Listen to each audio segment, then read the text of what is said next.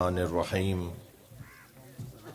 الحمد للہ الذی لا یبلغ مدحته القائلون ولا يحصي نعماءه العادون ولا يعدي حقه المجتهدون الذي ليس لصفته حد محدود ولا نعت موجود ولا وقت معدود ولا أجل ممدود فطر الخلائق بقدرته ونشر الرياح برحمته الصلاة والسلام على الرسول المسدد المصطفى العمجد المحمود الأحمد سيدنا ومولانا ومولى الكونين جد الحسن والحسين عاني أبا القاسم محمد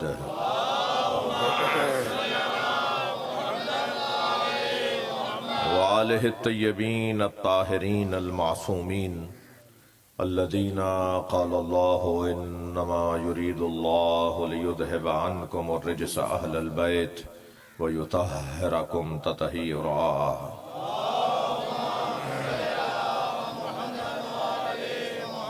ولعنۃ اللہ علی اعدائہم اجمعین من یوم عداوتہم الى قیام یوم الدین اما بعد قال الحكيم في قرآن الكريم بسم الله الرحمن الرحيم مرج البحرين يلتقيان بينهما برزخ لا يبغيان فبأي آلاء ربكما تكذبان يخرج منهما اللؤلؤ والمرجان صلوات پڑھیں ان کو کہیں کہ اس کا ایکو بالکل بند کر دیں، آواز بڑھا دیں، ایک اور بلند صلوات دیا کریں، اس سے بلند صلوات،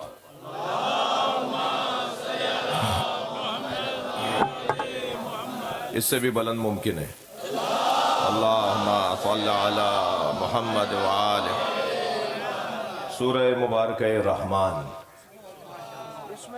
دو سمندروں کی تعریف بیان ہو رہی ہے، دو نوری سمندر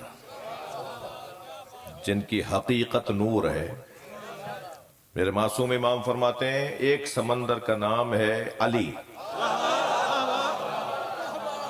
اور میرے مولا فرماتے ہیں دوسرے سمندر کا نام ہے زہرا۔ جی، یہ بحران نوران، یہ دو طرح کے دو نوروں کے سمندر ہیں، یہ نوری سمندروں کا تذکرہ ہے۔ جی، مرج البحرین یلتقیان، اور پوچھا گیا مولا سے کہ مولا ان سمندروں کے نام، تو حضرت فرمایا ایک جسے علی کہتے ہیں وہ نور العلم ہے، اور ایک سمندر جسے زہرا کہتے ہیں وہ نور النبوہ ہے۔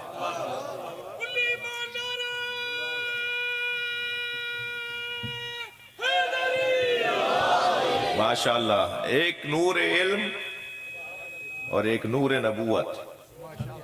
تمام تر ذمہ داریاں جہاں سے نکلتی ہوں اسے سیدہ کہا جاتا ہے، ذمہ داریوں کا مرکز، فرائض کا مرکز۔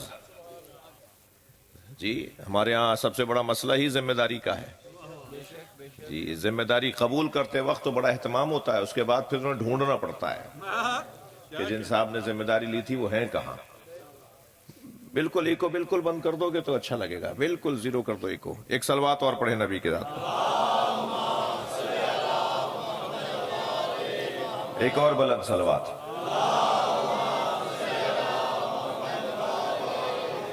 نور النبوہ کو میرے ذہن میں ایک بات آئی ہے تو وہ ان بچوں کو بتانا چاہ رہا ہوں کہ نور النبوت، نبوت معدن رسالہ مختلف الملائکہ محبت الوحی، ایک ایسا گھرانہ ہے جہاں سے رسالتیں پھوٹتی ہیں، جہاں سے ذمہ داریاں نکلتی ہیں۔ میں اگر لفظوں کو بدل کے کہوں کہ سیدہ اس ذات کو کہا جاتا ہے جو طے کرتی ہیں کسے کیا کرنا ہے، ڈیوٹیوں کے تقسیم کرنے والی ذات، ذمہ داریوں کو تقسیم کرنے والی ذات۔ میرے سنی شیعہ بھائیوں، ان ہستیوں کو جب تک دو زاویوں سے نہیں دیکھو گے، جب تک ان کے دو پہلوؤں کی طرف میری توجہ نہیں ہوگی میں انہیں ان کے بارے میں الجھوں گا. یہ الجھانے نہیں آئے, یہ سلجھانے آئے. انہیں ہمیں دو زاویوں سے دیکھنا ہوگا. ان کے دو پہلو ہیں, ایک نوری پہلو اور ایک بشری پہلو. جنہوں نے صرف بشر مانا وہ کہتے ہیں یہ کیسے ہو سکتا ہے, وہ کیسے ہو سکتا ہے. جب بھی آپ فضائل سنائیں گے نا اس گھرانے کے تو پھر ایک آواز آپ کو آئے گی, یہ غالی تھا, یہ غالی نہیں تھا, تم مسلمان ہی نہیں تھے.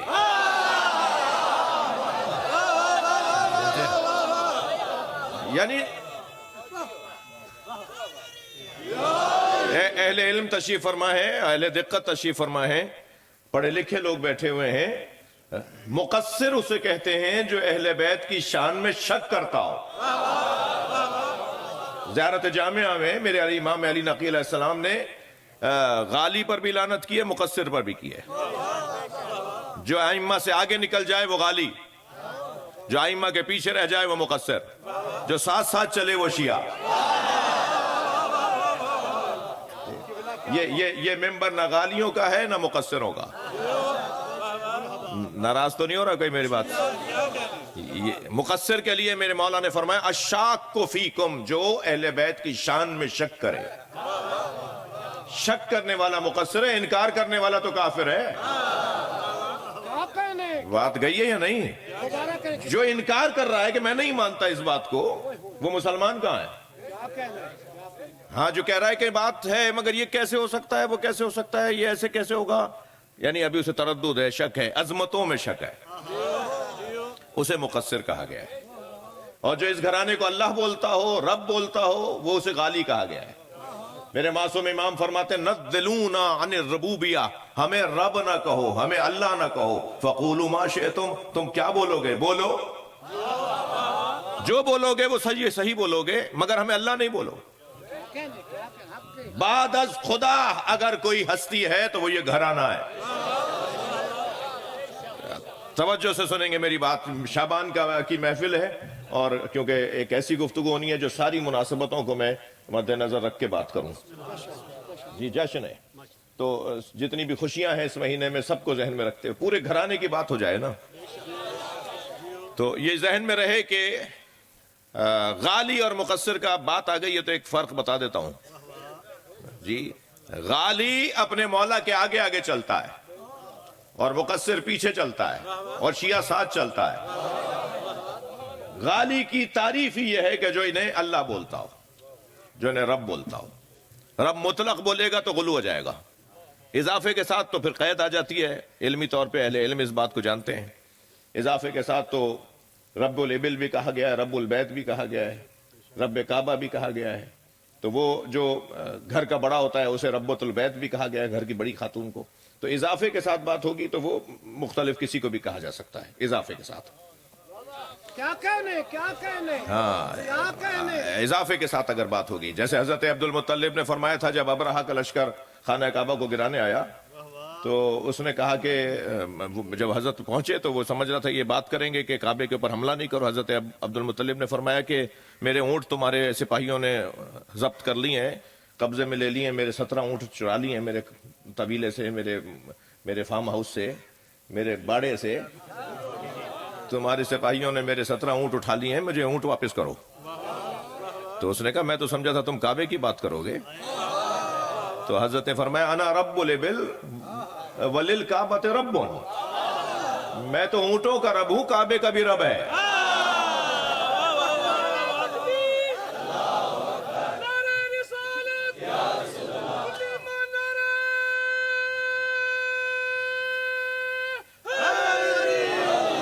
تو وہ علمی طور پہ اضافے کے ساتھ تو علیحدہ بحث ہے, لیکن مطلقاً رب کہہ کے اگر آواز لگائی جائے گی تو یہ غلو ہے. مطلقاً نہیں کہہ سکتے, مطلقاً اللہ تو بول ہی نہیں سکتے, اس میں جلالہ تو لایا ہی نہیں جا سکتا. اور سب سے زیادہ اہل بیت کو جس سے نفرت ہوئی ہے نا, انہیں بدتمیزی کرنے والے کو تو کہہ دیا اللہم اغفرہم انہم لا یعلمون, یا اللہ یہ جو ہمیں گالیاں دے رہے ہیں انہیں معاف کر دے, یہ ہمیں جانتے ہی نہیں ہیں. یہ ہمیں جانتے ہوتے تو بدتمیزی کیوں کرتے. ان کے بارے میں جس نے بھی جو بات کی تو اس کے لیے تو دعا کی کہ اللہ اسے معاف کر دے, جانتا نہیں ہے. لیکن جس کسی نے بھی انہیں اللہ بولا یا اللہ کے خلاف بات کی تو مولا نے اسے زندہ جلانے کا حکم دیا ہے۔ جی عبداللہ ابن سبا، میں اپنے سنی بھائیوں سے آپ کے اس توسط سے، کوٹ مومن کے اس آبادی کے توسط سے، ہم عبداللہ ابن سبا سے کوئی تعلق نہیں رکھتے۔ یہ کہتے ہیں نا عبداللہ ابن سبا کی پیداوار ہے، اس نے مذہب بنایا تھا عبداللہ ابن سبا نے۔ ایک یہودی تھا جو مولا علی کو اللہ بولتا تھا، جو مسلمان ہوا، بظاہر مسلمان ہوا، یعنی وہاں سے گرنے سے بچا تو یہاں آگے گر پڑا۔ وہ ہوتا ہے چھت کے اوپر ایک آدمی کو ڈرتے ڈرتے پیچھے ہٹتا ہے کہ میں گر پڑوں گا، باؤنڈری جہاں نہیں ہوتی، کسی کا ہائی میں دیکھتا ہے ایک دم ڈر لگتا ہے، پیچھے ہٹتا ہے تو پیچھے گر پڑتا ہے۔ تو بعض لوگ یہاں سے بچتے ہیں تو وہاں سے گرتے ہیں، تو وہاں سے بچا تو یہاں سے گرا۔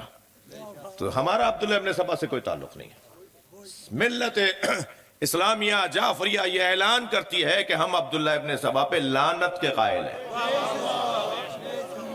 کسی ہماری کتاب میں عبداللہ ابن سبا سے کوئی حدیث نہیں لی ہم نے۔ اگر ہمارے ہاں معتبر ہوتا، ہمارے ہاں اس کی کوئی حیثیت ہوتی تو ہم عبداللہ ابن سبا سے کچھ لیتے ہیں نا، دین لیتے ہیں نا۔ ہمارے تو کسی حدیث کی کتاب میں ہم نے اس سے کوئی روایت نہیں لی ہے، اس لیے ہمارا کوئی تعلق نہیں ہے عبداللہ ابن سبا سے۔ شیعت کی بنیاد عبداللہ ابن سبا نے نہیں رکھی ہے، محمد مصطفیٰ نے رکھی ہے، سرکار نے رکھی ہے۔ جی سرکار نے مذہب اہل بیت کی بنیاد رکھی ہے۔ مجھ سے پوچھنے لگے ارشاد بھٹی صاحب کہ شیعہ کب سے شروع ہوئے، شیعوں کی بنیاد کس نے ڈالی؟ میں نے کہا جب سرکار نے فرمایا یا علی انت و شیعتوں کا ہم الفائزون، یا علی تم اور تمہارے شیعہ کامیاب ہیں، یہی تو بنیاد تھی۔ سرکار نے یہ تو بنیاد ڈالی ہے۔ یا علی انت و شیعتوں کا ہم جیرانی فی الجنہ، یا علی تم اور تمہارے شیعہ جنت میں میرے پڑوسی ہوں گے، یہ سرکار نے فرمایا نا۔ یا علی انت و شیعتوں کا ہم حولی علی ممبری یوم القیامہ، یا علی تم اور تمہارے شیعہ جب میرا ممبر لگے گا محشر میں تو میرے ممبر کے گرد جو حلقہ لگے گا وہ تمہارے شیعوں کا لگے گا۔ اور اگر تھکے نہیں ہے تو جملہ کہہ دوں، ہمیں تو حلقہ لگانا سب سے زیادہ اچھا آتا ہے۔ صلوات پڑھ لیں محمد و آل محمد۔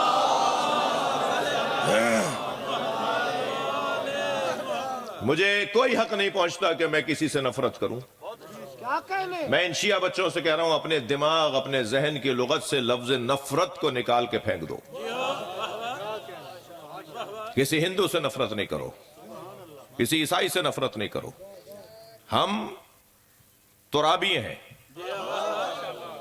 بلکہ اور لفظ بہتر کرتا ہوں، ہم تراب ہیں۔ تراب کہتے ہیں خاک کو جو بچھ جاتی ہو، کتنی ہی آندھی چلے، کتنا ہی طوفان چلے، جو مٹی اڑتی ہے نا بالآخر بیٹھتی ہے۔ یہ جو بیٹھ جاتی ہے، جو خاک کا کام ہے بیٹھ جانا۔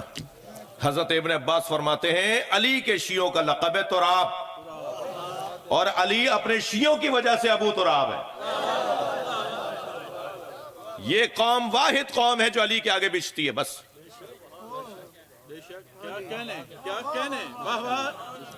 ہمیں کوئی یا علی مدد کہتا ہے، ہم سارا غصہ ہی ٹھنڈا کر دیتے ہیں۔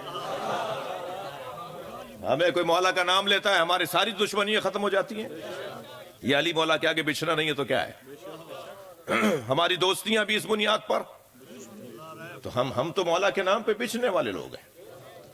ابو تراب یعنی تراب کا مالک، تراب یعنی شیعہ علی۔ توجہ ہے بات کی؟ ویسے مجھے ان لوگوں پہ بڑا تعجب ہے جو دنیا میں علی مولا کو چوتھا مانتے ہیں، اس لیے کہ وہی لوگ آخرت میں پہلا مانتے ہیں۔ جسے آخرت میں پہلا مانتے ہیں اسے دنیا میں پہلا کیوں نہیں مانتے؟ سب کو پتا ہے کہ محشر میں جنت میں وہی جائے گا جس کے ہاتھ میں علی کی لکھی تحریر ہوگی۔ سب حدیثوں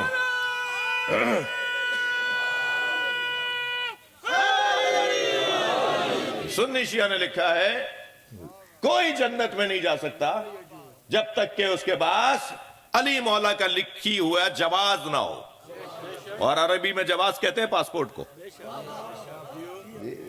علی مولا کا بنا ہوا لیٹر نہ ہونا اس وقت تک، ہاں، پرمٹ، این او سی، پرمٹ، لائسنس، پاسپورٹ، ویزا۔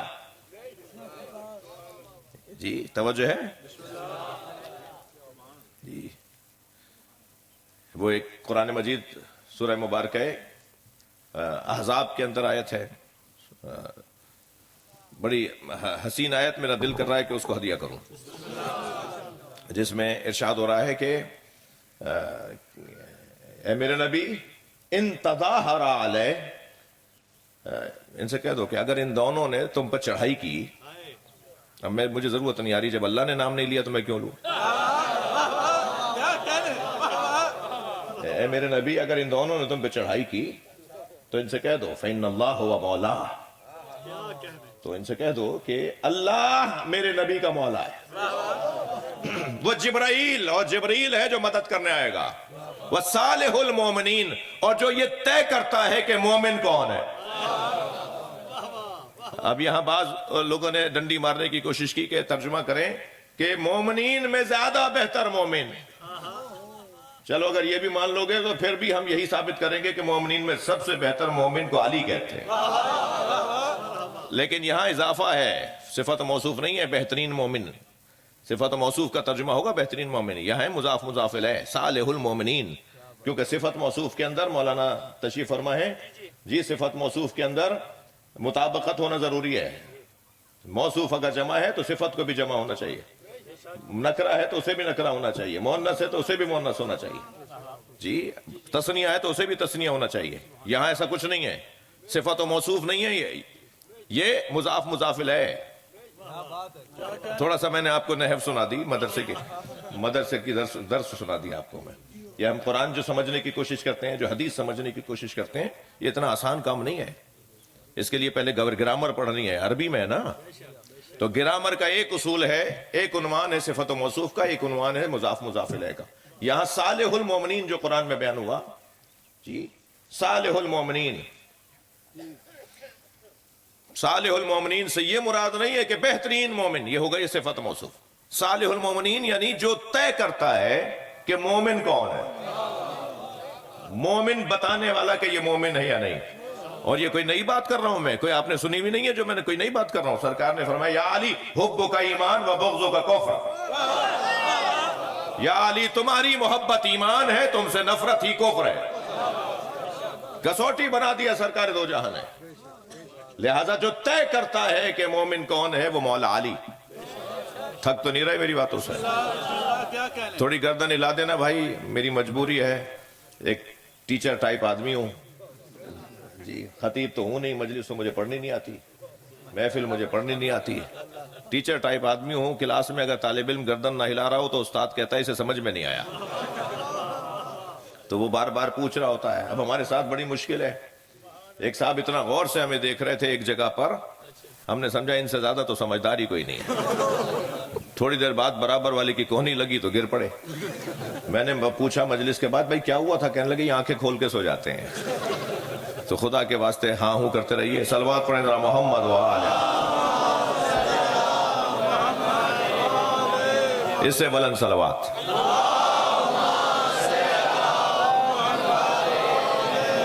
میں نے آپ کے سامنے جو مسلسل 4 آیتیں پڑھی ہیں، مختصر ضرور ہیں مگر مکمل ہیں، یہ مرج البحرین یلتقیان، جب دو بحر آپس میں ملتے ہیں جی، دو سمندر جب آپس میں ملتے ہیں، عربی میں بحر سمندر کو کہیں گے جی، ہمارے ہاں دریا کا بعض نے ترجمہ کیا ہے، بعض جگہ ہیں ہی دریا تو وہ ان کو سمجھانے کو دریا ہی بولا جائے گا، لیکن جو سمندر کو سمجھتے ہیں، جو دو سمندر جب آپس میں ملتے ہیں، بینہما برزخ لا یبغیان، ان دونوں سمندروں کے درمیان ایک برزخ ہے جسے محمد مصطفیٰ کہتے ہیں جی، لا یبغیان، یہ ایک دوسرے پہ چڑھائی نہیں کرتے، یہ ایک دوسرے سے لڑتے نہیں ہیں، یہ ایک دوسرے کے باغی نہیں ہیں، یہ ایک دوسرے سے اختلاف نہیں کرتے، یہ دو سمندر ایک دوسرے سے بغاوت نہیں کرتے، بغاوت کے خاندان کا لفظ لا یبغیان، لا یبغی احداہما علی الاخری، ان میں سے ایک دوسرے سے بغاوت نہیں کرتا، یہ ایک دوسرے سے بغاوت نہیں کرتا، یہ خود دلیل عصمت علی و بطول ہے، قرآن پکار کے کہہ رہا ہے۔ اب اگر کسی بخاری شریف میں لکھا ہوا ہو کہ جناب زہرا اور مولا علی میں تکرار ہوئی اور مولا علی نے جناب زہرا سے ناراضگی کر کے باہر جا کر ایک مٹی پر لیٹ گئے، سرکار آئے، مٹی لگ رہی تھی، کیا ہوا، یہ ساری بات گھڑی بھی باتیں ٹھیک ہے، ہم بہت واضح طور پر کہتے ہیں جو حدیث قرآن سے ٹکرائے اسے دیوار پہ مار دو. قرآن تو کہہ رہا ہے لا یبغیان، تم کہہ رہے ہو کہ اختلاف ہوا تھا. جی کوئی اس گھرانے میں ان ہستیوں میں ایک دوسرے سے کوئی بغاوت نہیں. قرآن کہہ رہا ہے، قرآن کی آیت کہہ رہی ہے لا یبغیان. پھر کیا ہے؟ پھر اللہ کہہ رہا ہے ذرا یاد تو کرو میری رحمتوں کو، میری نعمتوں کو. جی اور پھر آواز آتی ہے یخرج منہم اللؤلؤ والمرجان، اور ان دونوں میں سے، ان کے ملنے سے جو چیز باہر آتی ہے، جو نتیجہ سامنے آتا ہے، اس میں ایک لؤلؤ ہے اور ایک مرجان، ایک حسن مجتبیٰ ہے، ایک حسین. جی یہ ایک سرخ رنگ کا پتھر ہے اور ایک سبز رنگ کا. لہذا جب بھی ان ہستیوں کے لیے کوئی کپڑا جنت سے آتا تھا، غذائیں جنت سے آتی تھیں، ان رنگوں کا خیال کیا جاتا تھا. جی سرکار امام حسن کا رنگ ہے سبز اور امام حسین کا رنگ ہے سرخ. جب جبریل جنت سے لباس لے کر آئے نا، فرمایا نانا سب کے پاس نئے کپڑوں کی تیاری ہے، کل عید آنے والی ہے، ہمارے کپڑے کہاں ہیں؟ تو جناب زہرا کی آواز آئی تمہارے کپڑے درزی کے پاس ہیں. ہاں یہ گھرانہ کوئی اور گھرانہ ہے. جی یہاں تو ہو جانے کے بعد سچ بولنا مشکل ہے، یہاں یہ جو بول دیتے ہیں وہی سچ ہو جاتا ہے. کوئی کپڑے نہیں تھے کسی درزی کے پاس. مالکہ کائنات نے کہا ہے بھائی، اس کائنات کی مالکہ نے کہا ہے، کہہ دیا کہ درزی کے پاس ہیں، تو اب اللہ درزی بنائے گا. کہا تمہارے کپڑے درزی کے پاس ہیں. روایت کہتی ہے کوئی درزی کے پاس نہیں تھے، گھر میں تو کپڑے سلنے کے لیے وسائل نہیں تھے، مگر حسنین کی خواہش ہوئی ہے. جی ایک مرتبہ سیدہ نے کہہ دیا تمہارے کپڑے درزی کے پاس ہیں. تو جس دن عید کا دن صبح نمودار ہوا، دروازے پہ دستک ہوئی. اندر سے کسی نے پوچھا من الباب، کون ہے دروازے پر؟ آواز آئی انا خیاط الحسنین، میں حسنین کا درزی آیا ہوں. وہ جبریل امین درزی بن کر آ گئے. جی یہی تو منظر تھا جس کے لیے امام حسن نے فرمایا تھا خبردار ہم سے اپنا مقایسہ مت کیا کرو. مولا علی نے ایک جگہ نہج البلاغہ میں فرمایا لا یقاس بآل محمد احد من هذه الامه، خبردار اس امت کے کسی فرد کو آل محمد کے برابر میں نہ لاؤ. کیف یسوى من جرت نعمتهم، وہ اہل بیت کے برابر کیسے ہو سکتے ہیں جو اہل بیت کے ٹکڑے کھاتے ہوں. بہت فرق ہے میرے عزیزو، بڑا فرق ہے، کوئی مقایسہ ہی نہیں ہے کسی کے ساتھ. لہذا جب شام کا ایک دربار لگا، کہاں؟ مدینے میں. میں ایسے ہی بولتا ہوں، کیا کہنے، کیوں بتاؤں کہ کون تھا شام سے آیا ہوا. شام کا ایک دربار جب مدینے میں لگا تو امام حسن آخر میں تشریف لائے اور آ کر آپ خاموش بیٹھے تو اصرار بڑھا کے کچھ فرمائے. حضرت نے فرمایا مجلس، مجمع، یہ اجتماع متحمل نہیں ہے میرے خطاب کا. ہاں میں بولوں گا تو پھر کوئی پریشانی بڑھے گی. تو اصرار بڑھا نہیں، آپ ارشاد فرمائے، ارشاد فرمائے. اس کا منظر بڑا عجیب ہے. جب حضرت تشریف فرما ہوئے تو حاکم شام کے سامنے تحفہ تحائف کے ایک انبار لگا ہوا تھا. ہر آنے والا کچھ نہ کچھ لے کر آ رہا تھا گڈ بک کے لیے. ہاں بڑے مشکلات تھی. تو وہ ایک انبار لگا ہوا تھا تحفہ تحائف کا، ہدیوں کا، نذرانوں کا. تو جب امام کرسی پہ تشریف فرما ہوا تو اس نے اپنے غلام کو آواز دے کر کہا یہ سارے تحفے حسن مجتبیٰ کے سامنے رکھ دو. اور جب وہ سارے تحفے اس غلام نے رکھنا شروع کیے اور رکھ دیا، آخری لا کے رکھا تو اس نے آواز دے کر کہا انا ابن الفلانہ، اپنی ماں کا نام لیا، میں فلانہ کی اولاد ہوں. تو حضرت نے اس غلام کو آواز دے کر فرمایا یہ سارا تو لے جا، اور دیکھ کر کہا انا ابن فاطمہ الزہرا. میں اپنا ذرا کا بیٹھا ہوں. تو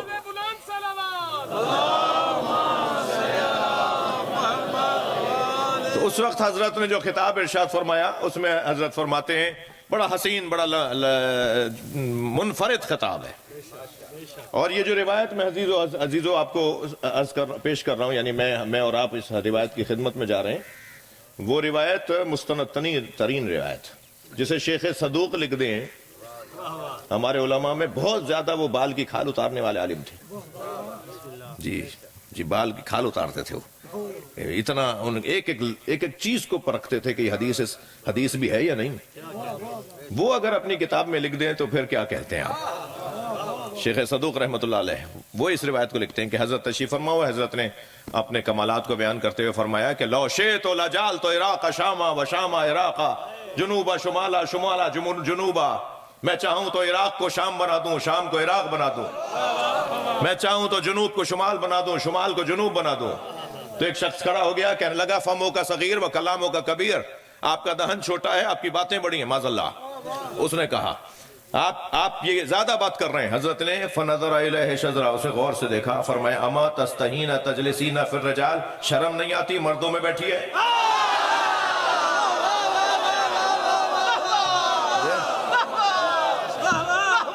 ایک مرتبہ وہ مرد عورت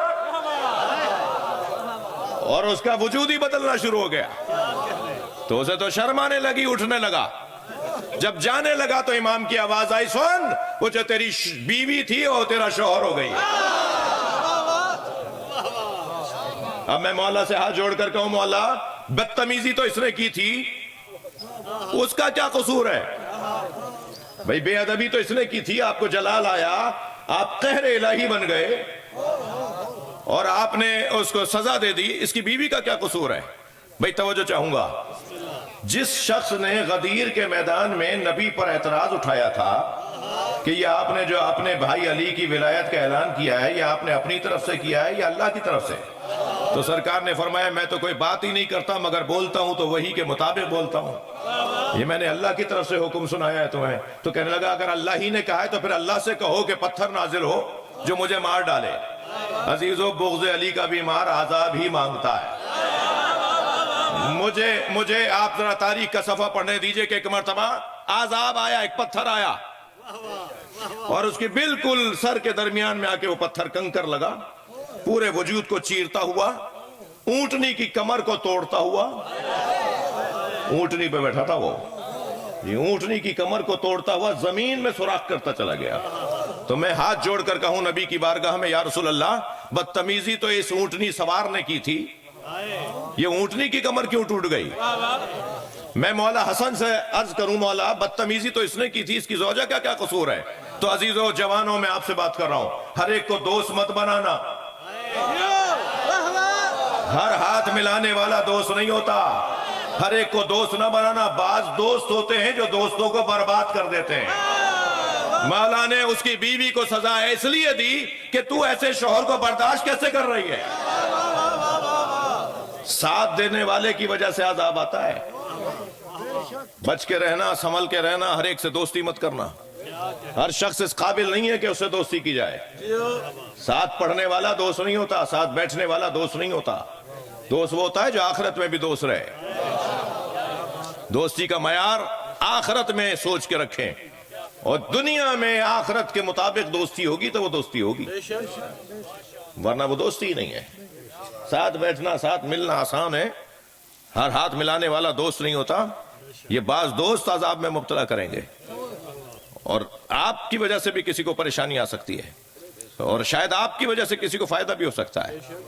اصلاح کرنے کا ہدف لے کر چلنا اور بات ہے، اور اچھی بات ہے۔ لہٰذا میں نے ایک جملہ کہا، اگر خفا نہ ہو تو تکرار کروں، اپنے ذہنوں سے، میرے بچے جوانوں آپ سے کہہ رہا ہوں، اپنے ذہنوں سے نفرت کا لفظ نکال دو۔ ہمیں کسی ہندو سے نفرت نہیں کرنی، کسی عیسائی سے نفرت نہیں کرنی، ہم علی مولا کے مرید ہیں، اور علی مولا نے مالک اشتر کو گورنر مصر بناتے ہوئے فرمایا تھا، مالک میں تمہیں جہاں گورنر بنا کے بھیج رہا ہوں وہاں تمہارے دو بھائی ہیں، اما اخ لک فی الدین اور نذیر لک فی الخلق، یا تمہارے دین میں تمہارا بھائی ہے یا انسان ہونے میں بھائی ہے۔ انسان ہونے کے ناطے ہندو ہمارا بھائی ہے، عیسائی ہمارا بھائی ہے، توجہ ہے، سنی تو ویسے ہی ہماری جان ہے، سنی تو ہماری بھائی کی بات تو دوسرے سے ہوتی ہے، یہ تو جان ہے ہماری، یہ ہم علیحدہ ہی نہیں ہے۔ سنی شیعہ بھائی نہیں، سنی شیعہ جان۔ جی میں اتنا بول رہا ہوں یہ بات، مجھے ایئرپورٹس کے اوپر دور سے سنی آواز لگا کے کہتے ہیں آنا سنی، میں کہتا ہوں پہلے تم گلے ملو۔ میرے ساتھ کچھ دوست ہوتے ہیں، وہ ایک تو کہتا ہے کہ آپ اتنا سنیوں سے پیار کرتے ہیں کہ دل کرتا ہے ہم بھی سنی ہو جائیں۔ محبت، پیار، نفرتوں کا خاتمہ۔ ٹھیک ہے کہ وہ مولا کو ایسے مانتے ہیں، مولا کو آپ ایسے مانتے ہیں، مگر مجھے تو کوئی سنی نہیں ملا جو اہل بیت کی افضلیت کا قائل نہ ہو۔ بولنے میں مشکل ہے، بولنے میں ذرا تقیہ ہمیں کہتے ہیں یہ کرتے ہیں، خود کے کیے ہوئے جی، کہتے ہیں بات تو انہی کی صحیح ہے مگر بول نہیں سکتا، اور تقیہ کیسے کہتے ہیں جی۔ تقیہ ساری سنی قوم کر رہی ہے، دل میں کہتے ہیں علی سے بڑا کوئی نہیں ہے، آپس میں کہتے ہیں بات آپ ہی کی صحیح ہے، مگر میں بولوں گا تو پیری مریدی چھڑ جائے گی، میں بولوں گا تو وہ میرے لوگ دور ہو جائیں گے مجھ سے۔ اور تقیہ کسے کہتے ہیں؟ تقیہ کسے کہتے ہیں بھائی؟ اسی کو کہتے ہیں نا۔ آپ چھپا رہے ہیں، آپ بتا نہیں رہے۔ وہ مفتی اسحاق صاحب زیادہ دور نہیں رہتے تھے آپ سے، فیصل آباد میں ان کی خدمت میں جاتا تھا، مجھ سے بہت محبت فرماتے تھے۔ سنی شیعہ میں اختلاف ہے، جھگڑا نہیں ہے۔ اختلاف اور ہوتا ہے، جھگڑا اور ہوتا ہے۔ کون ہے جس میں اختلاف نہیں ہے بھائی؟ بھائی بھائی میں اختلاف ہوتا ہے، میاں بیوی میں اختلاف ہوتا ہے، جھگڑا تھوڑی ہوتا ہے۔ تو کس نے کہا بھائی ان کے تو کلمہ علیحدہ ہے، ان کی نماز علیحدہ ہے، ایک لمبی لسٹ آ گئی مفتی صاحب مولانا صاحب کے پاس۔ تو انہوں نے کہا یہ سارے سوالات بتا رہے ہیں، تم اپنی ہی کتابیں نہیں پڑھتے، اگر تم نے اپنی ہی کتابیں پڑھی ہوتی تو شیعوں پر یہ اعتراض نہ کرتے۔ پھر اس کے بعد ایک ایک کا جواب دیا۔ جب یہ بات آئی نا کہ ان کا کلمہ علیحدہ ہے، تو بڑا حسین جملہ ہے ان کا، وہ فرمانے لگے کیا وہ علی ولی اللہ لا الہ الا اللہ سے پہلے بولتے ہیں؟ بھائی لا الہ الا اللہ تم بھی بولتے ہو، وہ بھی بولتے ہیں، محمد الرسول اللہ تم بھی بولتے ہو، وہ بھی بولتے ہیں، وہ ان دو کلموں کے بعد ایک کلمہ اور بولتے ہیں، اور وہ ہے علی ولی اللہ۔ تو اپنے مجمع میں سے 100% سنی مجمع تھا ان کا، اپنے مجمع سے کہنے لگے مجھے ہاں نام میں بتاؤ علی اللہ کے ولی نہیں ہے؟ جب سارے مجمع نے کہا ہاں ہے، کہنے لگے بس یہی فرق ہے، تم مانتے ہو بولتے نہیں ہو، وہ مانتے بھی ہیں بولتے بھی ہیں۔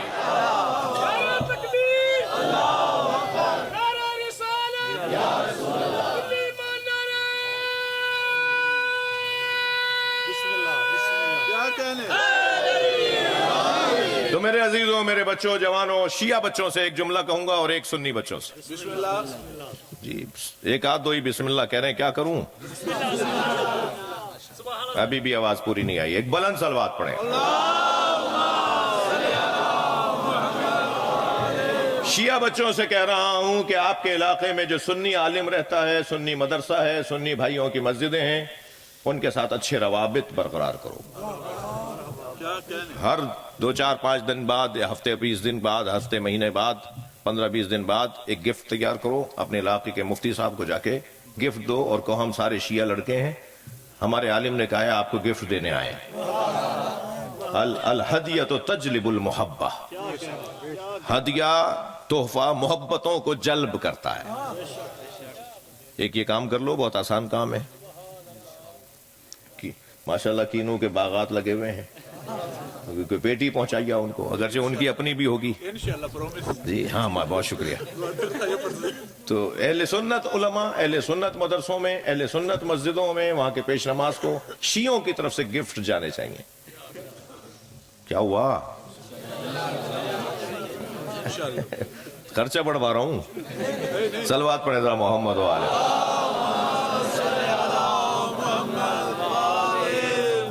جی قریب لا کر بات کرنا، اور قریب لا کر بات کرنا، قریب آ کر بات کرنے کا اثر کچھ اور ہے، اور اس کے لیے قرب بڑھانے کی ضرورت ہے۔ سلام نہیں کر رہے، سلام کا جواب نہیں دے رہے، ایسا چہرہ ہو جاتا ہے جیسے چھٹا جہاز ڈوب گیا ہو ان کا۔ بھائی سلام دعا، لہذا پہلا کام میں شیعہ بچوں سے کہہ رہا ہوں، اور سنی بچوں سے بھی کہہ دوں کچھ۔ میں ہاتھ نہیں اٹھوا رہا مگر ہیں یہاں پر، مجھے پتا ہے، بڑی عنایت بڑی عنایت۔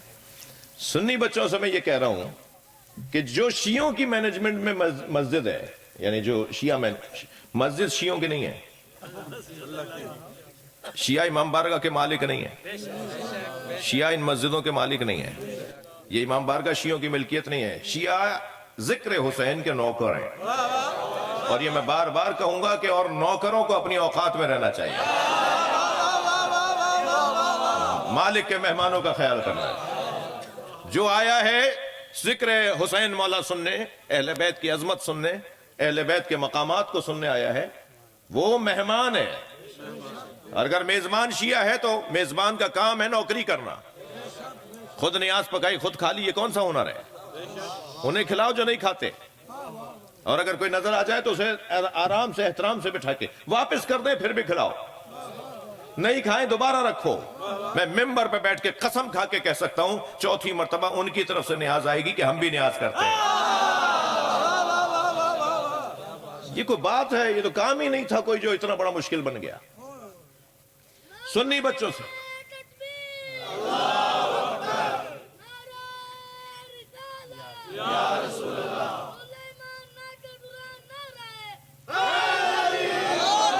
اور شیعہ اور سنی بچوں سے کہہ رہا ہوں کہ شیعہ لوگوں کی جو مسجدیں ہیں اس میں نماز پڑھا کرو. یہ مت سوچا کرو کہ ہمارے مسلک کی نہیں ہے یہ. جی ہاتھ باندھ کے پڑھو جیسے تمہیں سکھائی ہے, کوئی پریشانی نہیں ہے. جو دین تمہیں آتا ہے اسی پہ عمل کرو. مجھے اس سنی سے بڑا پیار ہے جو لاکھوں شیعوں میں ہاتھ باندھ کے نماز پڑھتا ہے. کربلا میں, نجف میں, مشہد میں, سامرہ میں, کاظمین میں, مقامات مقدسہ پہ غالب اکثر شیعہ وہاں پر ہوتے ہیں, مگر وہ کہیں کہیں سنی بھی ہاتھ باندھا ہوا نظر آ رہا ہوتا ہے. مجھے اس سنی سے بہت پیار ہے, واللہ میں قسم شرعی کھا کے کہہ رہا ہوں, مجھے اس سنی سے بہت پیار ہے جو لاکھوں شیعوں میں ہاتھ باندھ کے نماز پڑھتا ہے. 2 وجہ سے کم پیار ہے. ایک تو یہ کہ وہ لاکھوں شیعوں میں ہاتھ باندھ کے بتاتا ہے شیعوں سے ڈرنا نہیں ہے, مارتے نہیں ہیں. ہم سے کوئی ڈرتا ہی نہیں ہے. یہ ہماری بہت بڑی عزت ہے, یہ ہمارا بہت بڑا مقام ہے کہ کوئی ہم سے ڈرتا نہیں. نبی نے فرما دیا الف بے ہے اسلام کی کہ تمہارے ہاتھ سے اور تمہارے زبان سے دوسرا مسلمان محفوظ رہے. اگر اتنا ہی نہیں کر پایا کوئی اب تک کہ اس کے ہاتھ اور اس کی زبان سے مسلمان محفوظ ہی نہ ہو, تو مسلمان کہاں ہے؟ اس سنی سے مجھے اس لیے پیار ہے کہ وہ یہ اعلان کر رہا ہوتا ہے, اور اس وجہ سے بھی پیار ہے کہ وہ اعلان کر رہا ہوتا ہے کہ جو دین میں نے سمجھا ہے اس پہ عمل کرنے کی جرات بھی رکھتا ہوں. مجھے کیا پریشانی ہے کہ کربلا میں 2 لاکھ شیعوں کے درمیان مثلا 200 سنی نماز پڑھ رہے ہیں, تو مجھے کوئی پریشانی نہیں ہے ان شیعوں سے. میں نے جو دین سمجھا ہے اس میں عمل کر رہا ہوں. مجھے اس سنی سے بہت پیار ہے جو لاکھوں شیعوں میں ہاتھ باندھ کے نماز پڑھتا ہے, اور اتنی ہی نفرت اس شیعہ سے ہے جو 4 سنیوں میں ہاتھ باندھ لیتا ہے.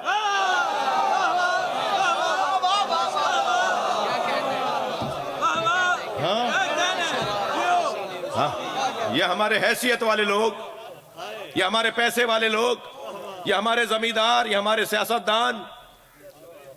ارے تمہارے تو دادا بھی ہاتھ کھول کے نماز پڑھتے ہیں, تمہارے تو بابا بھی, باپ بھی, اور تمہارے بھائی بھی سارے ہاتھ کھول کے نماز پڑھتے ہیں. تم نے باندھے ہوئے کیوں تھے؟ ایک صاحب سے میں نے کہا تم تو خاندانی ہاتھ کھول کے نماز پڑھنے والے ہو, یہ کبھی کبھی باندھے ہوئے کیوں نظر آتے ہو؟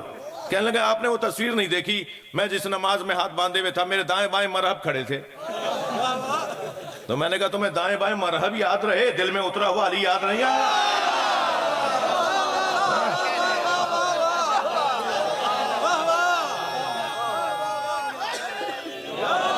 بزدلوں سے کوئی کام نہیں ہے علی کو. علی والوں کا تعلق بہت روشن ہے علی مولا کے ساتھ. بزدل علی والا نہیں ہوتا, ڈرپوک اور علی والا نہیں ہوتا. علی والے جو بھی کرتے ہیں کمال کرتے ہیں, بے مثل کے ماننے والے ہیں, بے مثال کرتے ہیں. یہ تو زندگی بھر میں ہی جنت بھی ایک دوسرے کے نام کرتے ہیں.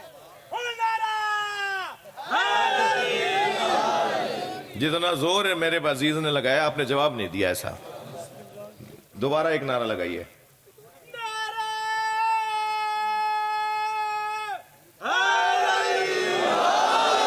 ایسے ماشاءاللہ, اللہ آپ کے رزق میں اضافہ فرمائے.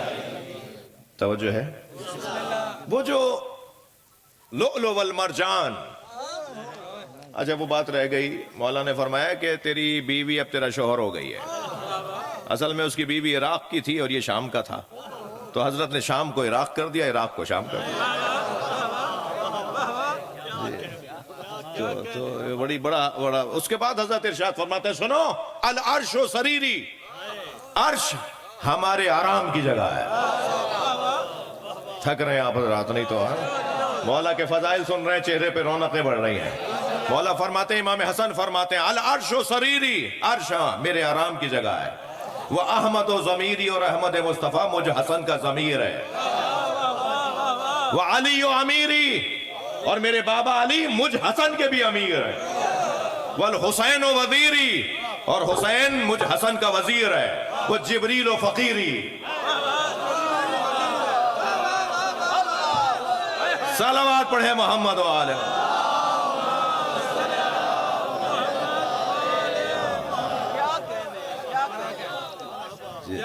جن کے دروازے پر جنت سے فرشتے لباس لاتے ہوں اور وہ آ کر کہتا ہو کہ انا خیاط الحسنین, میں حسنین کا درزی ہوں, یہ صاحب عظمت گھرانہ.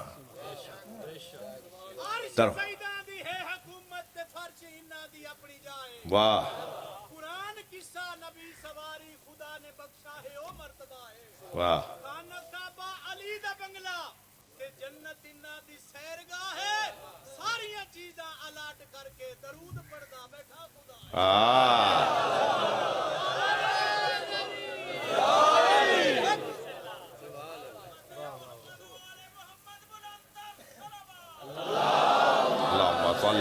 मोहम्मद वाले।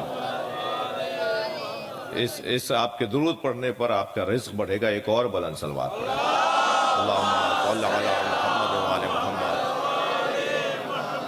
बात रोशन है जी। दरवाजे पे दस्तक हुई सैयदा के।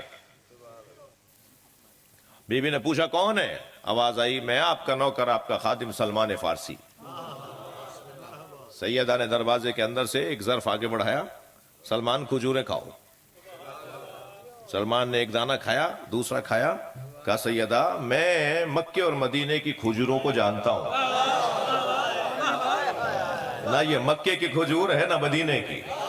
हजरत ने फरमाया सलमान अभी अभी जिब्रील जन्नत से लाए।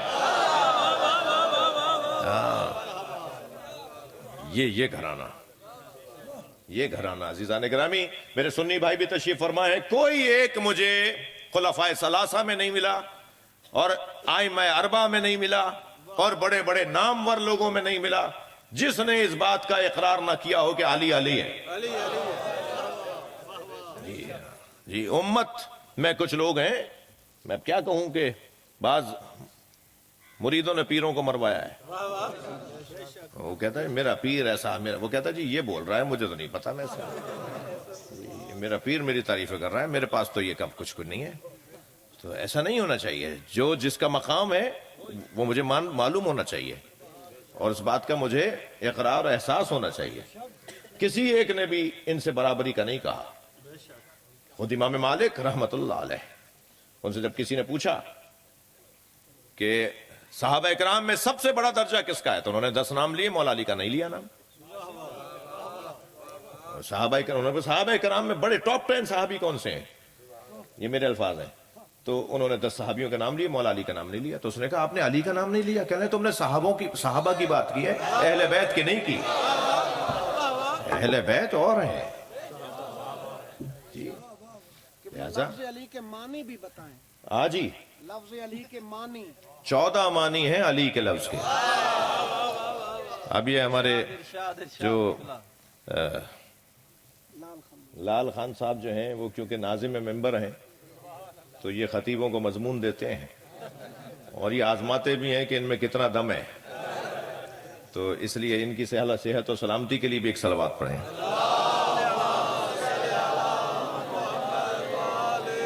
जी मैंने पूरा इसके ऊपर काम है, मेरा मेहनत है, लेकिन यहाँ आपके हुक्म पर सिर्फ एक नुक्ते की तरफ।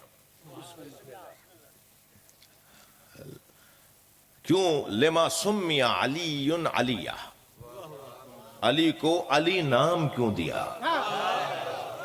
ये सवाल हुआ है सरकार दो जहां से।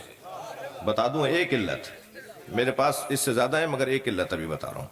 जब सरकार से पूछा गया कि क्यों अली का नाम अली रखा, तो हजरत ने फरमाया कि ज़व्वजहू, अली की शादी हुई है मलाउल आला, सबसे ऊंची जगह पर। जिसे सबसे ऊंची जगह ले जाकर जिसका निकाह पढ़ाया जाए उसी का हक है, उसे अली कहा जाए। जी मौला अली का निकाह 2 जगह पढ़ाया गया। अल्लाह ने अर्श पर और मुस्तफा ने फर्श पर। और अर्श पर जब अल्लाह ने निकाह पढ़ाया सैयदा का मौला अली के साथ, तो वो निकाह पढ़ा कर कहा फातिमा मैंने तुम्हारा निकाह अली से कर दिया। मैं अपने एक उस्ताद की खिदमत में गया, मैंने कहा उस्ताद मुझे ये रिवायत समझ में नहीं आ रही, निकाह पढ़ाने से पहले दुल्हन से इजाजत ली जाती है, निकाह पढ़ा के तो नहीं बताया जाता तुम्हारा निकाह कर दिया? तो मेरे उस्ताद हाँ, यहां रिवायत कह रही है कि अल्लाह ने सैयदा का निकाह मौला अली से करके अर्श पर 70,000 फरिश्तों को गवाह बनाया। थक गया बज़ात। तो एक मर्तबा मैंने उस्ताद से पूछा कि ये रिवायत मुझे समझ में नहीं आ रही, कैसे समझूं कि अल्लाह निकाह पढ़ा के बता रहा है सैयदा मैंने तुम्हारा निकाह अली से कर दिया? तो मेरे उस्ताद मुस्कुराए, कहने लगे अब तक तुम्हें राजिया और मर्जिया समझ में नहीं आया? जिसकी सारी मर्जियां अल्लाह की मर्जियां हो। सलवात पढ़े सैयदा की जात पर। میں بھی اور آگے چل رہا ہوں, اسی مضمون میں کچھ دیر رہ جاؤں, اسی مضمون پہ رکوں. سیدہ کا نکاح اللہ نے 70,000 فرشتوں کی گواہی میں پڑھایا اور فرمایا سیدہ بتاؤ تمہارا مہر کیا ہو. تو سیدہ بیٹیاں بچیاں موتی اور فرماندار بچیاں کہتی ہیں جو آپ پسند کریں, جو آپ چاہیں. ایسا ہی ہے یا نہیں؟ تو اللہ کی آواز آئی ساری زمین تمہارا مہر. ہاں, ساری زمین سیدہ کا مہر.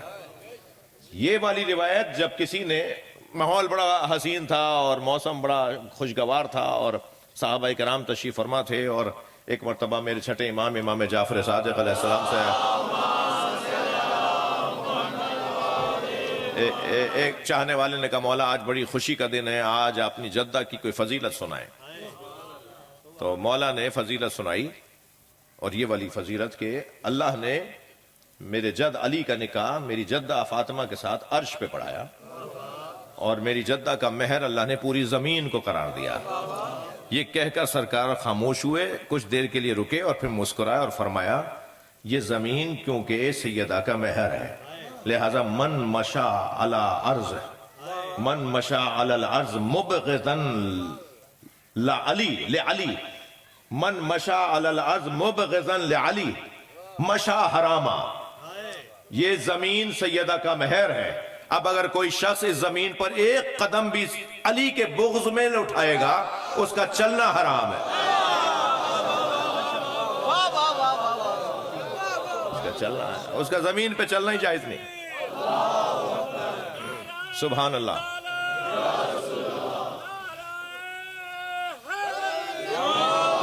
بھائی جو فضائل سننا چاہ رہے ہیں ایک بلند نعرہ لگائے, نعرہ حیدری. فرمایا ایک قدم بھی اس پہ چلنے والا اگر علی کے بغض میں چلے گا اس کا چلنا حرام.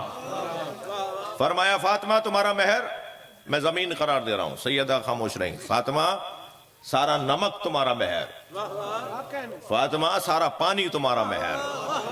اب یہاں سیدہ خاموش ہیں اور عطاؤں میں عطائیں بڑھتی جا رہی ہیں. یہ ساری کائنات سیدہ کے مہر میں قرار دے دی.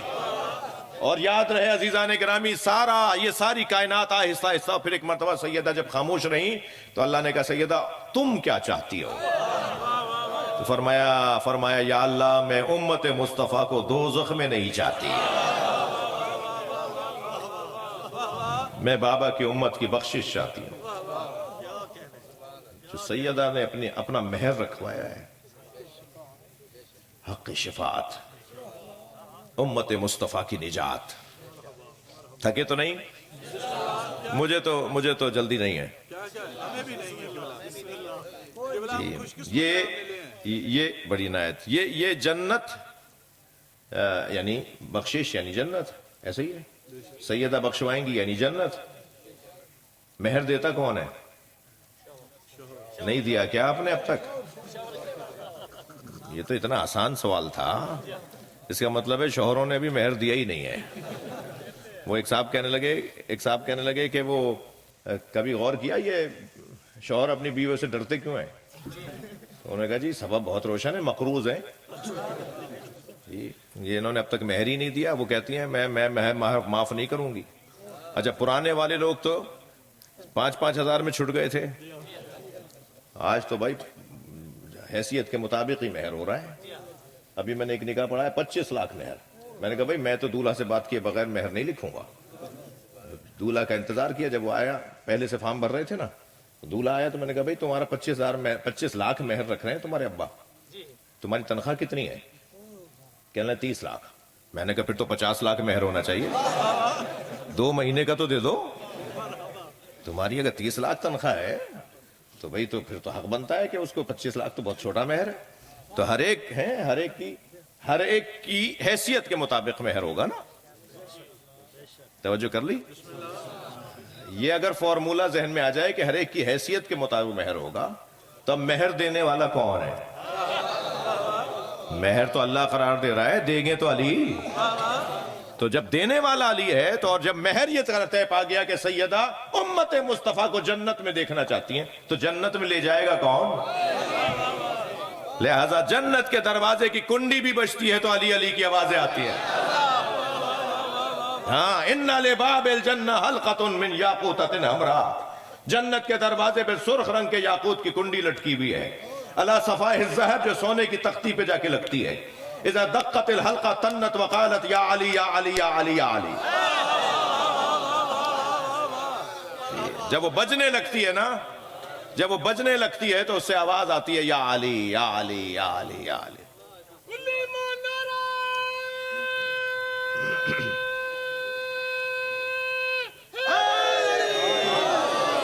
اللہ کا کرم ہے کہ ہم جس دروازے پہ بیٹھے ہیں اس سے اچھا دروازہ نہیں ہے. میرے سنی بھائیوں، میرے شیعہ عزیزوں، اللہ کا شکر ادا کریں کہ ہمارے دل و دماغ میں پنجتن رہتے ہیں، ہماری زندگیوں پر ان کا اثر ہے، ہم ان کی یاد میں زندگی گزارتے ہیں. طور طریقہ سب کا مختلف ہو سکتا ہے جی. یہ کوئی بات نہیں ہے کہ سنی ایسے اظہار محبت کرتا ہے تو صحیح نہیں کرتا. بھئی ہم شیعہ بھی مختلف انداز ہے نا، پنجاب والوں کا یہ انداز ہے، سندھ والوں کا وہ انداز ہے، ایران والوں کا وہ انداز ہے، عراق والوں کا وہ انداز ہے. انداز مختلف ہیں، پوائنٹ موضوع ایک ہی ہے، ہم سب مشترکہ موضوع پر جمع ہیں. اور یہ ہماری کمزوری، ہمارا فطرت کا طلب، فطرت کی طلب ہماری ضمیر کا مطالبہ ہے. ہم سب علم کو پسند کرتے ہیں، ہم سب سخاوت کو پسند کرتے ہیں، ہم سب غیرت کو پسند کرتے ہیں، ہم سب عزت کو پسند کرتے ہیں. توجہ ہے، ہم سب شجاعت کو پسند کرتے ہیں. جب ہم ان ساری چیزوں کو پسند کرتے ہیں تو کیسے ممکن ہے علی کو پسند نہ کریں؟ علم کا عنوان سب سے بڑا، غیرت کا عنوان، عزت کا عنوان، شجاعت کا عنوان، سخاوت کا عنوان. ہر کمال پر جو کمال پر نظر آئے، ہر کمال میں جو کمال پر نظر آئے وہ یہ گھرانہ ہے نا. تمام تر کمالات کا مجموعہ یہ گھرانہ ہے نا جی. آپ ذرا غور تو فرمائیں، ان کے ہاں کی عزت کیسی ہے، ان کے ہاں کی غیرت کیسی ہے. یہ لفظ غیرت ہم لوگ پیدائشی طور پر 5 کمزوریاں لے کر آئے ہیں. مجھے اندازہ ہو رہا ہے، مجھے شاید گھنٹہ ہو گیا بولتے ہوئے. 1 گھنٹہ 5 میں کوئی اور بھی ہے میرے بات؟ تو پھر تو میں آزاد ہوں نا 3-4 گھنٹے کے لیے. نہیں، ایسا کوئی ارادہ نہیں ہے. 10-1 منٹ اور برداشت کیجئے. ایک صلوات پڑھیں ذرا محمد و آلہ.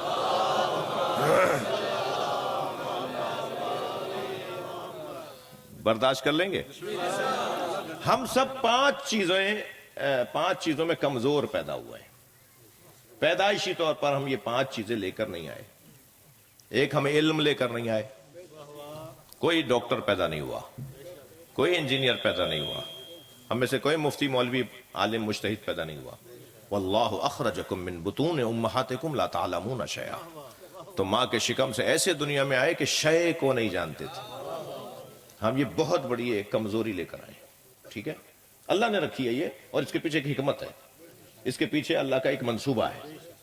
ہمیں عالم پیدا نہیں کیا، ہمیں اللہ نے سخاوت دے کر نہیں بھیجا. آپ اپنے ہی پوتے کو ٹافی دے کے ذرا مانگ کے تو دکھائیے، پتہ چل جائے گا کتنا سخی ہے. یا آپ کی دیوی ٹافی آپ کو نہیں دے گا. اور دے کوئی بچہ ہو اور وہ سوچ میں بڑا ہو تو پھر آپ کہتے ہیں جیتے رہو، واپس دے دیں گے. آپ ٹافی دے کر اس نے اپنے بچے کو بیٹا مجھے دے دو، نہیں دے گا. اور اگر دے دی تو آپ کہو کہ نہیں لو گے نہیں، آپ نہیں بیٹا کل تمہارے لیے تھیلی لاؤں گا. یہ دینے والے کا مزاج ہے، دے کر مانگتا ہے. اور اگر وہ دینے والا واپس کر دے تو پھر یہ ڈبل کر کے دیتا ہے. جی ایسا ہی ہے نہیں؟ یہ دینے والے کا انداز ہے. ہم پیدائشی طور پہ سخاوت لے کر نہیں آئے. ہمارا بچہ ہماری چیز ہمیں واپس نہیں دیتا. ہم پیدائشی طور پر توجہ چاہوں گا شجاعت لے کر نہیں آئے. تیسری چیز، ذرا سا اونچی آواز میں تو بات کیجئے بچے کے سامنے. کوئی دھماکہ کوئی پٹاخہ پھوٹے رونے لگ جاتا ہے. بزدل پیدا ہوا ہے. ایسے ہی تھے نا ہم بھی، جیسا یہ ہمارا بچہ ہے، ہم بزدل پیدا ہوئے ہیں. چوتھی چیز جو ہم پیدائشی طور پر لے کر نہیں آئے، اور وہ ہے غیرت. ہم بے غیرت پیدا ہوئے. کھینچ کے اس لیے بولا ہے تاکہ آپ ناراض نہ ہو جائے. ہم بے غیرت پیدا ہوئے ہیں، غیرت لے کر نہیں آئے. جی برابر والی بچی کو یاد آیا، آ گئی گھر پہ، خالہ آپ کا بچہ بڑا پیارا ہے، اسے لے جاؤں؟ ہاں بیٹا میں نہلا دھلا دوں، کپڑے بدلا دوں. اور وہ پڑوس میں چلا گیا، 1 سال کا بچہ، 6 مہینے کا بچہ. ماں نے دودھ پلا دیا، ماں نے بنا دیا، سنوار دیا، لے گئی۔ 2 گھنٹے بعد اماں کو یاد آیا میرا بچہ پڑوس میں گیا ہوا تھا، تو لینے جو گئی تو معلوم ہوا برابر والی لے گئی تھی، برابر میں گئی تو معلوم ہوا برابر والی لڑکی لے گئی تھی۔ اب گیا تھا برابر میں، نکلا 5ویں گھر سے، ٹھیک ہے۔ جو جس کی گود میں جو چاہے گود میں لے لے، جو جسے چاہے گود میں لے لے، یہ جس کی گود میں جو چاہے سے لے لے، اسے غیرت، یہ غیرت کہاں ہے جی؟ یہ غیرت مندی نہیں ہے کہ جس نے چاہا یہ پلا دیا، وہ کھلا دیا، یہ ٹوپی اتار دی، یہ چسنی دے دی، یہ موزہ اتار دیا، وہ جوتا پہنا دیا، وہ یہاں لٹا دیا، وہ جو چاہ رہا ہے کر رہا ہے ہمارے ساتھ۔ یہ غیرت کہاں ہے؟ اگر فرد کسی اور کی گود میں پلے تو وہ بے غیرتی، محنتیں ضائع ہو رہی ہیں۔ غیرت کا تقاضا یہ ہے کہ استقلال کی طرف جاؤ، ہمت بناؤ، بہادری کے ساتھ اور شجاعت کے ساتھ زندگی گزارو۔ ایسے ہی عزیزو ہم عزت لے کر دنیا میں نہیں آئے جی۔ ماں نے جہاں چاہا ڈال دیا، ماں نے جہاں جیسا کھلایا کھا لیا، ناک پہ مکھی بھنکتی رہی۔ وہ جو بچپن کے دوست ہوتے ہیں نا، کہتے ہیں یہ کیا مجھ سے بات کرے گا، آج یہ گورنر لگ گیا، آج یہ سیکٹری لگ گیا، یہ وزیر بن گیا، میں نے اس کا بچپن دیکھا ہے جی۔ عزت کی کیفیت ہے، ہم وہاں سے عزت لے کر نہیں آئے۔ یہ جو 5 چیزیں ہم وہاں سے لے کر نہیں، اچھا ایک ایک کی تعریف بھی ہے۔ علم کی تعریف ہے جو لے کر نہیں آئے ہم جی، غیرت کی تعریف ہے، شجاعت کی تعریف ہے، سخاوت کی تعریف ہے، عزت کی تعریف ہے، ہر چیز کی تعریف بھی ہے۔ تعریف، عزت کا کیا مطلب ہے، غیرت کا کیا مطلب ہے؟ عزت کا مطلب آپ کو عرض کروں، عزت کی بات کروں، کیل کو تصور میں لائے۔ کیل، یہ جو کیل ہوتی ہے نا، یہ ہتھوڑی سے دیوار میں ٹھوکی جا رہی ہوتی ہے۔ اگر دیوار مضبوط ہوتی ہے تو کیل ٹوٹ جاتی ہے، ٹیڑھی ہو جاتی ہے، اور اس کو ڈرل کر کے دیوار میں ٹھوکا جا رہا ہوتا ہے۔ یہ جو دیوار کیل کا مقابلہ کر رہی ہے، یہ عزت کی کیفیت ہے۔ میں لفظوں کو اور بہتر کروں کہ عزت کہتے اسے ہیں کہ غیر کو اپنے اندر جگہ نہ بنانے دو، یہ عزت کی کیفیت ہے۔ اب یہ جو دیوار میں کیل ٹھوکی جا رہی ہے، بالآخر کتنا لڑے گی، وہ ڈرل ہوگا، کیل چلی جائے گی، آخر وہ دیوار ہار مان جائے گی اور غیر جگہ بنا لے گا۔ یہ کیل آپ ایک اور جگہ بھی ٹھوک سکتے ہیں، وہ ہے لکڑی۔ جب لکڑی پر آپ ہتھوڑی مارتے ہیں کیل کے اوپر، تو دیوار کی نسبت جلدی لکڑی اپنے اندر جگہ بنانے دیتی ہے۔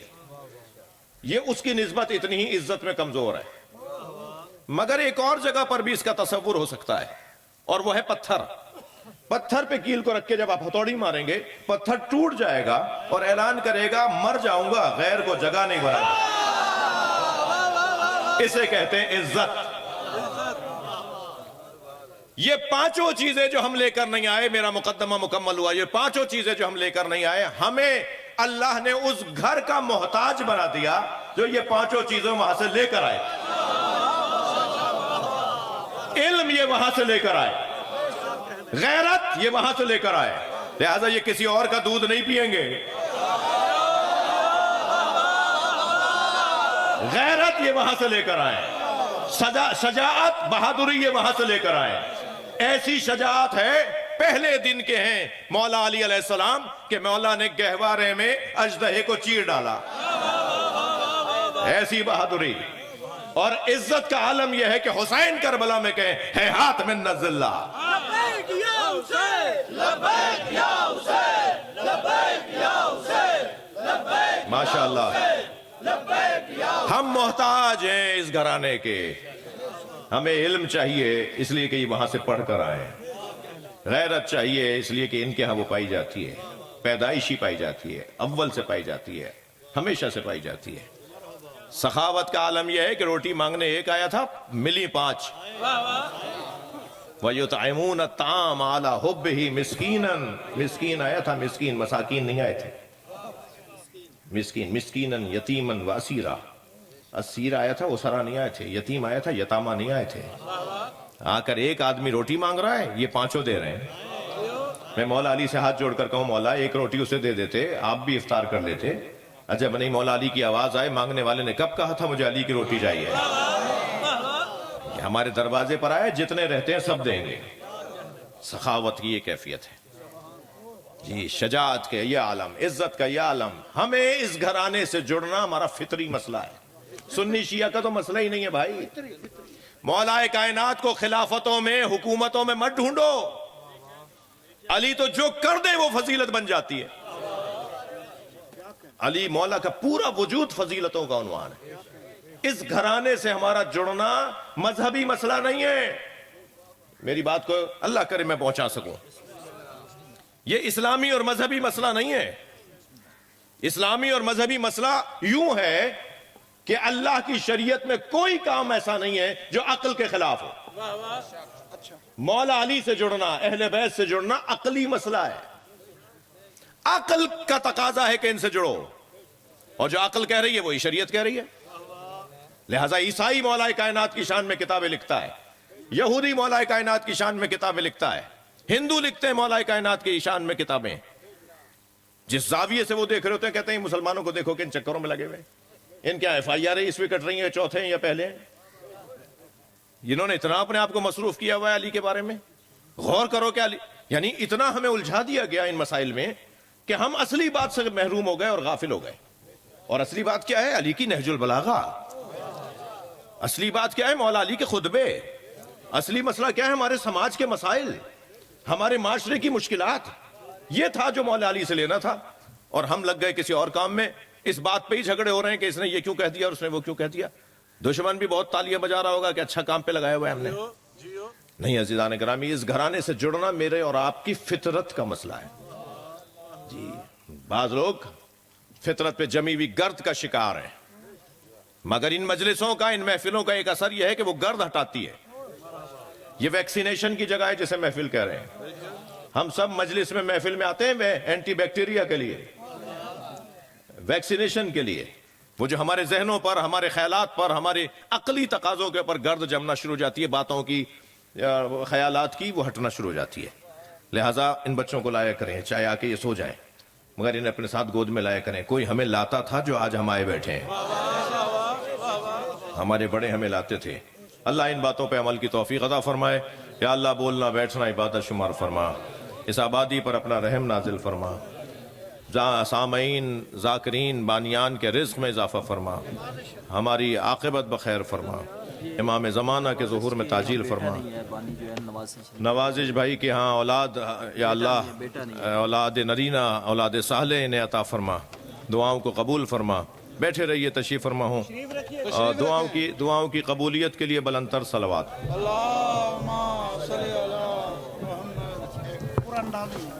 یہ بتائیے کیا ہو رہا ہے، یہ بتائیے کیا ہو رہا ہے. مائک بتائیے. مومنین کرام تشریف رکھیں. یہ زیارات مقامات مقدسہ کے لیے، خوش نصیب مومنین کے لیے قرآن اندازی ہو رہی ہے. آپ پیچھے ہو جائیں، مجھے آگے نکلنا، مجھے علامہ صاحب کے ساتھ آگے نکلنا. آپ پیچھے ہو جائیں. آئیں بسم اللہ. میں آپ کو ہاتھ ملا رہا تھا، 6 ہینڈ ہی نہیں تھا. غلام اکبر